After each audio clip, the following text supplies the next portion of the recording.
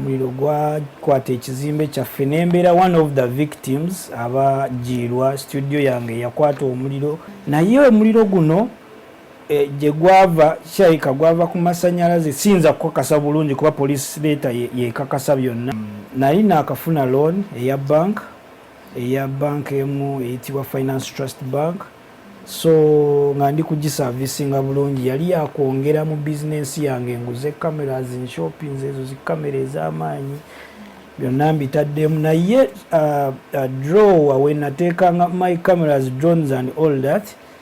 omuliro we gwasookera era nga nalina okwekubira omulango ogw'amangu eri banka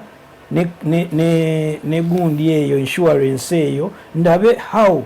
bankompensatinze batya naye ekyasinga okunjijjako oba enviiri oba okumakinga kumpeereza abantu bali ani professional nti be ba assessors mu kubala abalamu okwange ekituufu kiri nti nafiirwa ebintu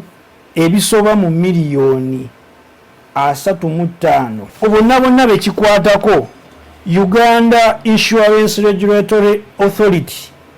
eveeyo ku kintu kino nze ndi muntu wa wansi nsasula omusolo nsasudde omusolo okuva lwe natandika bizinensi yange teri muyimi gwogenda kubuuza botu Mozart agambe simulina balutalo bonna nzemba kuba ebifaananyi Lydia Jasmine Chameleone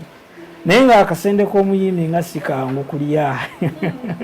sikaba kangu kaba kakulwana olina kayita wala olina kubanga mukoledde ebirungi bingi kati nga lasita yampanga akasende ke naye ng'okakolerera